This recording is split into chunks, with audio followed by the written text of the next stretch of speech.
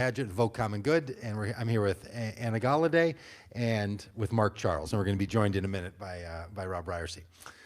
Mark, thank you for being here tonight, and thank you for running for the presidency of the United States as an independent candidate. Yes. As an independent candidate. So talk a bit about, well, Anna, why don't you introduce yourself first, and then we'll let Mark go with his why he's running as an independent. Hi, folks. I'm Anna Galladay. I'm a United Methodist pastor from the heart of the Bible Belt in Chattanooga, Tennessee. And great to be a part of the work that Vote Common Good's doing. Really excited. Thank you for being here. So, Mark, we've known each other a long time. In some ways, it does not surprise me that you're running for president. I'm glad that you are.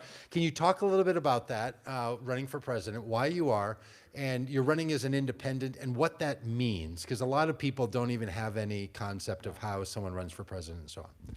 Well, thank you, Doug. Before we start that, let me just introduce myself. Please. So, Yate, Mark Charles Yinishia, Sin Bakadina Nishlin, Dotohiglini Bashachin, Sin Bakadina Dashache, Dotochini Dashanella. In our Navajo culture, when we introduce ourselves, we always give our 4 clans. We're matrilineal as a people, and our identities come from our mother's mother. So my mother's mother is American of Dutch heritage, which is why I say Sin Bakadina. Translated, that means I'm from the wooden shoe people. My second, well, the story behind that is the way you would say white person in Navajo is Bilagana, but it means you don't really know where you're from. And so in World War II, the code talkers gave names to all the nations that were fighting in the war. So the Germans became Beish B'cha'e, which is the metal hat people. The Italians became the people who stutter. But the Dutch weren't enough big in the war, so they didn't get a name. So when I wanted to introduce myself more traditionally, I sat down with my relatives, and we decided on Sin, which is wood or sticks, B'ke, which is shoes, and Dana, which is people. So my second clan, my father's mother, is Tohiglini, which is the waters that flow together.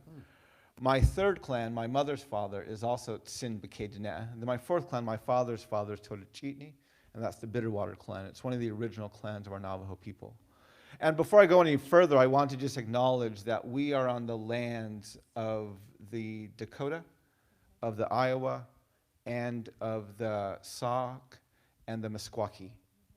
These were the nations who lived here. These were the nations who farmed here, they hunted here, they fished here, they raised their families here, they buried their dead here.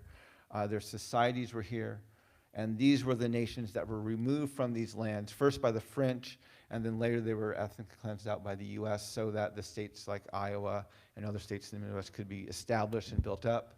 And I like to acknowledge the people whose land I'm on, no matter where I am around the country. For several reasons. First, it's important to remember that this land has a history that goes beyond what we're taught in our schools and in our textbooks. And second, we have to remember that you cannot discover lands already inhabited. Like, that's not possible to do that. And so by acknowledging the people whose land we are on, we are acknowledging this land had inhabitants, it had a people, it had a history before white people arrived here. And we have to remember that no matter where we go around this country. So the question there's 2 questions in what you asked me. The first is, why am I running as a Democrat? But that begs the question, why am I running, period? I'll answer them both. The reason I'm running, period, is because living on the Navajo Nation, studying our history, I have learned that there are many, many things our nation does not know how to talk about. And I've also learned that our nation does not teach a history, it teaches a mythology. And just to give you a little taste of how true that is, yesterday here on this very stage, Governor Weld was talking about his running as a progressive Republican, or at least an open-minded Republican. And he talked about wanting to do something in the spirit of Abraham Lincoln. Now, Abraham Lincoln is almost by consensus one of the most favorite, popular, greatest presidents in the history of the United States. But most people don't know what Abraham Lincoln was about. When Abraham Lincoln introduced himself nationally in the Lincoln-Douglas debates, and he was giving one of his first speeches in those early debates, he said, "I have no intention of making voters or jurors of Negroes, nor allowing them to hold office, or of making them citizens, or allowing them to intermarry." He said there is a physical difference between the white and black race, which I will believe will forever forbid the two from living in terms of equality. And as long as they must remain together, there has to be the position of superior and inferior. And I, as much as any other man, said Abraham Lincoln, believe that the superior position belongs to the white race. He was a blatant white supremacist. At his inauguration, the morning of his inauguration, Congress passed the Corwin Amendment, which would have been the 13th Amendment had it actually been ratified. The Corwin Amendment protected slavery constitutionally in the states where it already existed. And if you read his inauguration address, Abraham Lincoln stated that he had no problem with this amendment. He supported it, and that slavery, this institution, could be protected constitutionally and made irrevocable. The morning, or after he had written his to release the slaves, The Emancipation Emancipation Proclamation. Proclamation, sorry. The New York Tribune wrote a scathing op-ed calling for the immediate emancipation of slaves, and he had already had the Emancipation Proclamation written. It was in his desk. But there were 4 states, Missouri, Kentucky, Delaware, and Maryland, that did not secede from the Union, and they allowed slavery. And he was concerned about the political fallout of the slave owners and the leadership of those states. And so he responded to this op-ed by saying, my primary object in this struggle is not to save or destroy slavery, it's to preserve the Union. If I could save the Union without freeing a single slave, I would do it. If I could save the Union by freeing all the slaves, I would do it. And if I could save by freeing some and leaving others alone, I would also do that. He literally said, black lives don't matter. And not only did he say that, but that quote is hanging on a plaque in the museum at the base of the Lincoln Memorial, declaring for everyone to see that Abraham Lincoln believed black lives didn't matter. In 1862, he signed the Pacific Railway Act, which allowed for the land and the resources to complete the Transcontinental Railway. The railway had 3 primary lines. The first went from Omaha, Nebraska, where it had reached so far, into about San Francisco. There was another line that started from Duluth, Minnesota, went through Minnesota, Idaho, Montana, and came out near Seattle. And there was a southern line that went through the territory of New Mexico, the territory of Arizona, and came out near Los Angeles. Literally within 2.5 years of signing that bill, after the hanging of the Dakota 38, the revoking all of the treaties in Minnesota and removing the tribes from Minnesota, after the Sand Creek Massacre, and after the Long Walk, Abraham Lincoln had literally, within 4 years, ethnically cleansed all the tribes from Montana, Colorado, and Arizona, the route of the Transcontinental Railway, making him one of the most genocidal and ethnic cleansing presidents in the history of our nation. I can only imagine how many Native lives were saved because he was assassinated the first year into his second term. We don't teach our history, we teach our mythology. And both the Democrats and the Republicans hold Lincoln up as the greatest president in the history of our country, and he was a blatant white supremacist and literally committed genocide and ethnic cleansing against Native peoples. Our nation doesn't know how to talk about this history. We have at the base of our foundation what's called a doctrine of discovery. It's a series of papal bulls written in the 1400s. It's the church in Europe saying to the nations of Europe, wherever you go, whatever lands you find not ruled by white European Christian rulers, those people are subhuman and the land is yours to take. In 1823, this doctrine is used by John Marshall in the Supreme Court case, Johnson versus McIntosh, and it becomes the legal precedent for land titles, stating that natives, even though they're here first, that land titles are based on discovery, and natives were here first, but because we're savages, we only have the right of occupancy to the land, and Europeans have the right of discovery to the land, and therefore they're the true title holders. And that case and the doctrine of discovery get referenced by the court in 1954, 1985, and most recently in 2005. And the justice that wrote the opinion in 2005 referencing the doctrine of discovery and stating that natives cannot reestablish sovereignty over our own lands was Ruth Bader Ginsburg. See, when your land titles are based on a dehumanizing doctrine of discovery, white supremacy becomes a bipartisan value. And our nation doesn't know how to talk about that. We don't know how to have these conversations. We would prefer to believe that the United States of America struggles with racism, sexism, and white supremacy in spite of our foundations.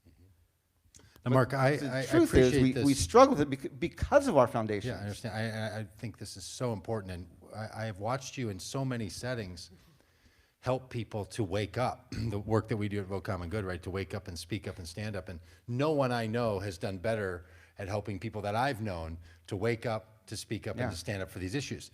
What I'm curious about in this new phase of your life, running for president, why is that the role for you've had such a prophetic voice in that world in all the places.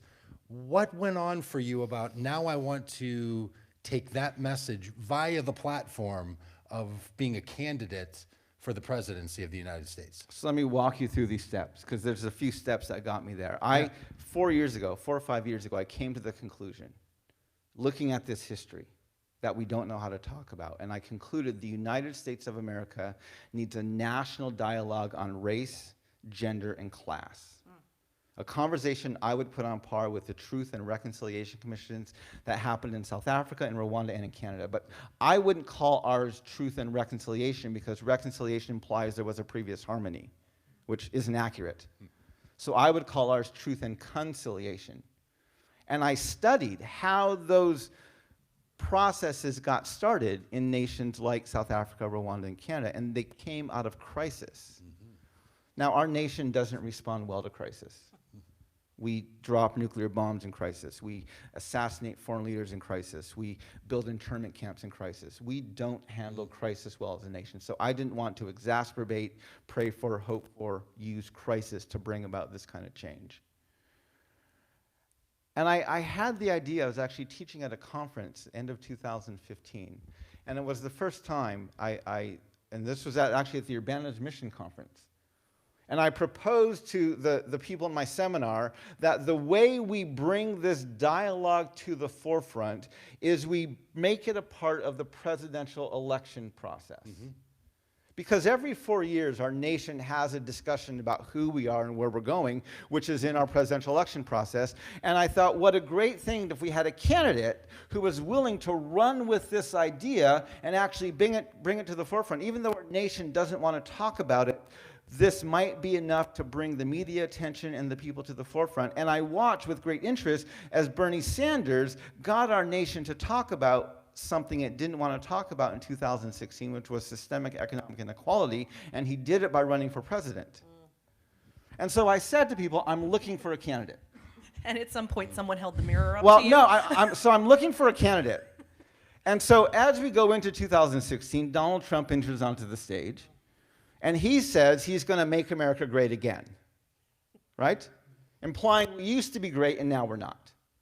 Well, Hillary Clinton, who was the chosen nominee long before the primary even started, she responded by telling her followers and her supporters that America is great already. In one of the general debates, the presidential debates, she actually said, America is great because America is good. And Donald Trump stopped, paused, looked at her, and said, I agree with her. I agree with everything she just said. So they both agreed our past, our history was great. They disagreed if we were great in 2016. At the Democratic National Convention, President Obama jumps into the fray. He says America is already great. And Cory Booker, one of the rising stars of the Democratic Party in 2016. He's on the main stage of the Democratic National Convention. He's endorsing Hillary Clinton. And in his speech, he acknowledges that the Declaration of Independence refers to natives as savages. He acknowledges that the Constitution excludes women. And he acknowledges that there's a three-fifths compromise for African people, which is very courageous. Most candidates or politicians at that level do not acknowledge these flaws in our nation and our foundations at all. And he was doing it at almost the highest level of government now. And I was very pleased with what he was saying. But he ended that section of his speech by telling the Democratic Party, but these things do not detract from our nation's greatness. And my heart fell. I'm like, why? I knew why he said it. He said it the same reason we're here in Iowa today. Because Iowa and New Hampshire are the gatekeepers of presidential politics. There is a state law in Iowa stating that Iowa has to be the first caucus or primary state of any presidential election, and there's a state law in New Hampshire that says New Hampshire has to be the first primary of every state, of every presidential election. Iowa is the sixth whitest state in the country. New Hampshire is the fourth. Iowa has the highest percentage of private lands of any state in the union. New Hampshire has one of the highest rates of home ownership. So if you want to become president in the United States, you have to campaign for a year to white landowners. The Democratic Party, which began this year with the largest, most diverse pool of candidates ever seen in our nation's history. We had more women, more LGBTQ members, more people of color than any other time in our history. The first debate had 20 candidates. The December debate had 7, 5 of whom were white, and the debate next week will have 6, I believe, all of whom are white. We have literally weeded out all of the people of color by forcing them to campaign for a year in states like Iowa and New Hampshire. And so talk about how, okay, so you... So I realized I was not going to find a candidate gotcha. willing to say this. Gotcha. Because the way you talk about our history with white landowning men is you have to affirm their exceptionalism. President Obama learned that early in his campaign. Cory Booker and any other candidate of color is learning that you have to. Cory Booker, you do not go to a room full of black people and tell them the slavery and the history is a part of what makes America great. You say that because he was in a possibility of needing to campaign to white landowning men for the next year, and you have to make yourself safe to them. And so I realized I was not going to find a candidate willing to take this message to the American people. And so I began looking and asking the question, what would it take to run? Mm-hmm. What would it take, if I'm not going to find that candidate, what would it take to become that candidate? I wasn't polling. I wasn't trying to figure out, is my message going to, I knew my message would not be popular. What I was looking at for literally for 3 years, from 2016 to 2019, this year I announced in May, was, do I have enough of a vision and a platform that if my campaign gets traction, we could actually govern? So I love that you're naming real and hard truths. I appreciate, as someone who, is in a multitude of conversations around implicit bias and the work of how diversity is really just a code word for tolerance in our setting today. That we have not become people that are really willing to kind of listen much more than we talk. Yeah. And so now that you have identified that you have enough kind of guts around your policy, that if your campaign takes off, if you gain the traction, you've got the capacity to kind of move with it and keep going. Who do you see as your most likely voter pool of people? I mean, because you've already named that white male land ownership are not going to be the people that are going to be moving into a space with you to say, like, Mark, you've got my back and I've got yours. Yeah.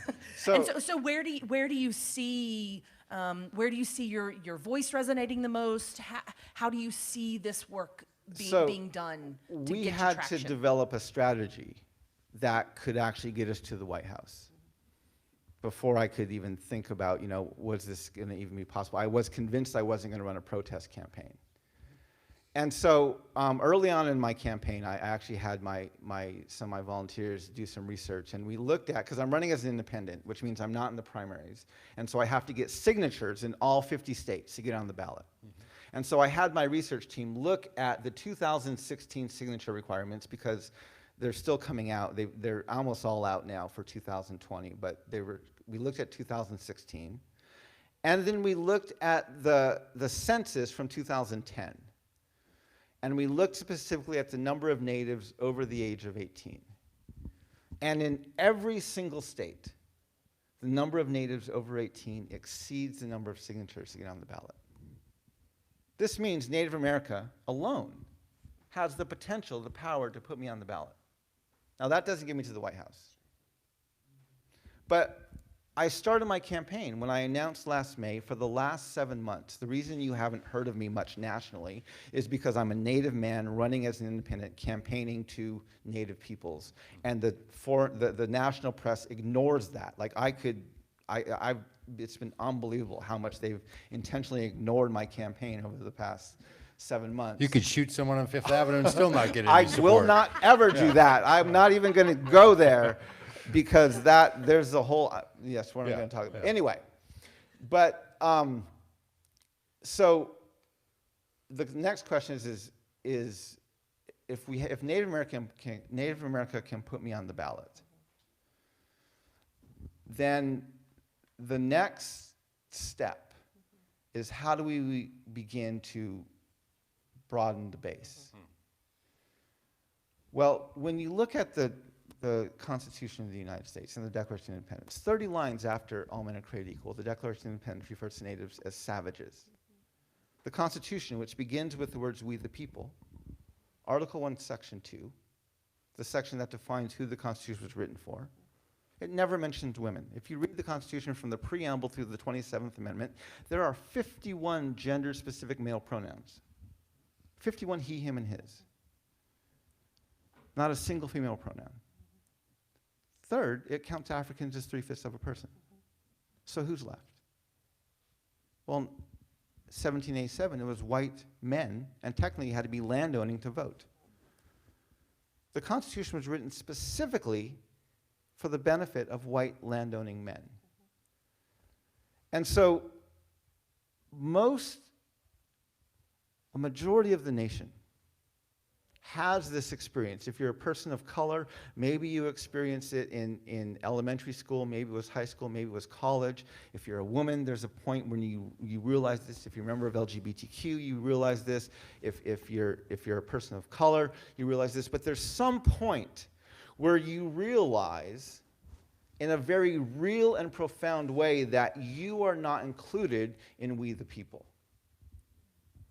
And for our woke white brothers and sisters, there is some point where they realize that whether it's their spouse, if they married someone outside of who they're like, or whether it's a coworker, or it's an adopted child, or whether it's someone in their class, and they realize that there is a difference legally between them and this other person, and they are not included. And when you realize that, the first time that kind of hits you in the face and takes your breath away, first of all, there's shock, and you're angry. Rightfully so, you're angry about that.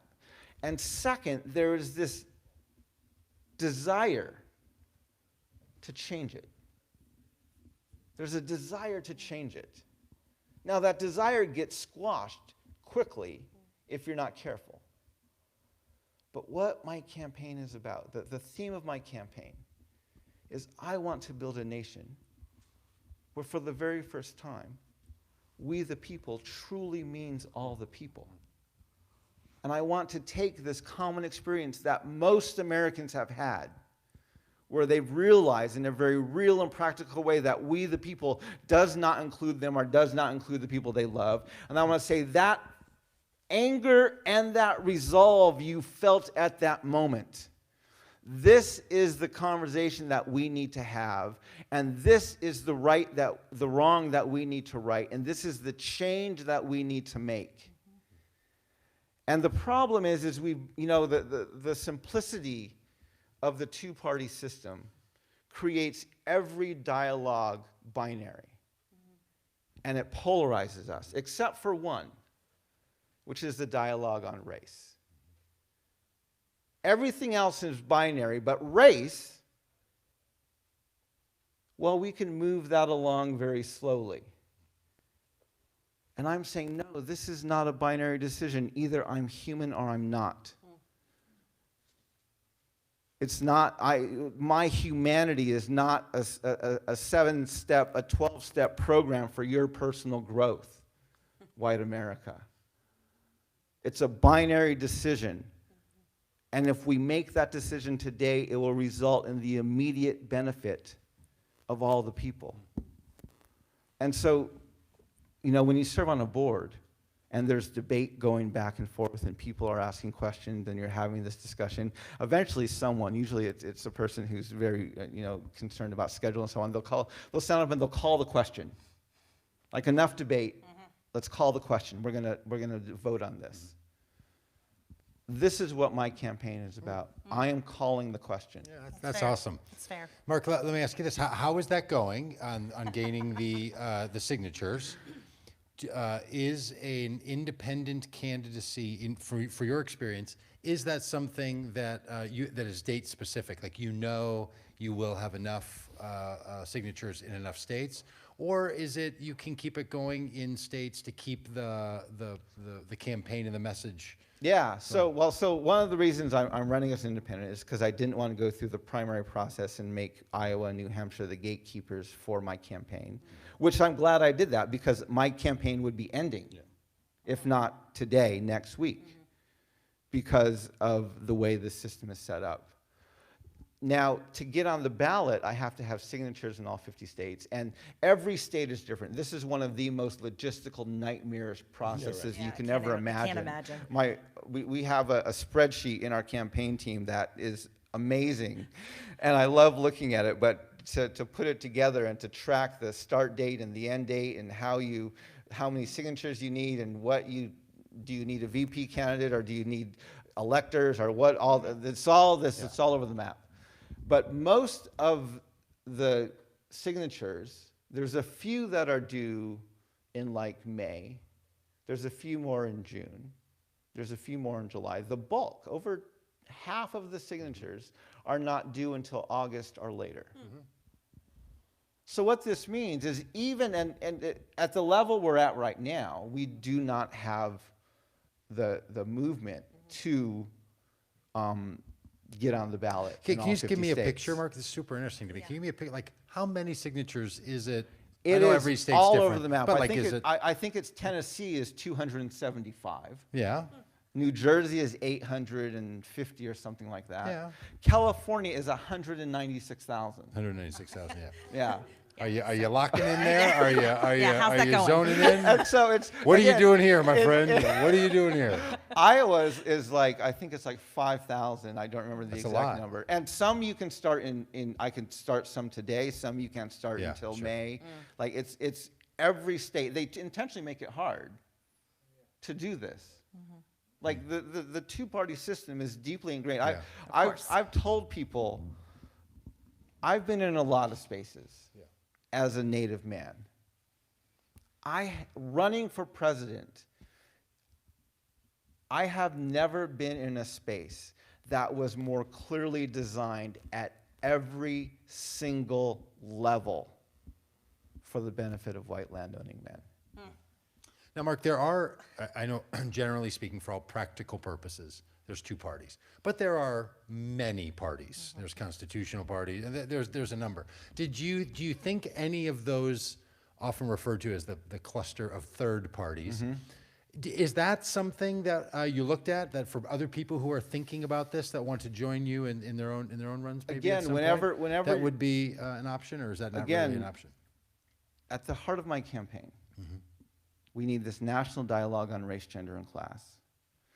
But we have to deal with our foundations. I'm wearing my C8, my Navajo bun in a red, tied in a red yarn. I'm wearing it with a red yarn because it's a reminder of an issue that is going on, a crisis going on in Native America right now. It's called missing and murdered Indigenous women and girls. We're literally hundreds, if not thousands, of our Indigenous women and girls have gone missing. They've been murdered, they've been reported as missing or murdered, and there's almost no follow-up. Families don't know what happened to them. Police aren't investigating. Like they're just gone. And I was at the Frank Lemire Native American Presidential Forum in August, and the Native leaders were raising these issues with the candidates. And all of the candidates who were there were saying, well, we need a new law. I will propose this new policy to protect this vulnerable demographic. But when they asked me the question, I said, you know, when your Declaration of Independence refers to natives as savages and your Constitution never mentions women, don't act surprised when your Indigenous women go missing or get murdered and society doesn't care. A law isn't going to fix this. We need a new basis for our laws. Are you suggesting a new constitution? I'm or a suggesting we have to do something about our foundations. But is that what it means? And we have to do something about land titles. And but by something, we've talked about this, you mean revoking land titles. I am not convinced that there is any other party out there willing to take on those things at those levels, and I don't want to risk it. This is why I'm running, one of the reasons why I'm running as independent, because I want to make sure that these issues get spoken to and get addressed. Is your next step to create a party to do this at a national level? I mean, that's what some people do who form a party. Yeah. They'll form a party around an issue so that they have an international or a national structure. Is that something that you think your candidacy will ultimately lead to? I still think we can do something in this election. Let me tell you, I told you, so if Native people can put me on the ballot, and women, LGBTQ, people of color, can bring my campaign to a more national level, can make me part of the national dialogue. That still doesn't give us the votes to get into the office. The key to getting into the office are millennials. Now, millennials, across racial lines, have been screwed by the system. They were told, get a good education, you'll get a good job, and you can live your life. So they went to college. While they were in college, we changed the rules on them. We jacked up the price of education, and we changed the lending rules. So they came out literally with tens of thousands of dollars in debt. And there's no jobs. They're teaching adjunct at some community college for $350 a class. Right. And they're drowning in debt, even across racial lines. They're not joining political parties. They're not joining denominations. They're not working for corporations. They're driving the gig economy. Right. And they're actually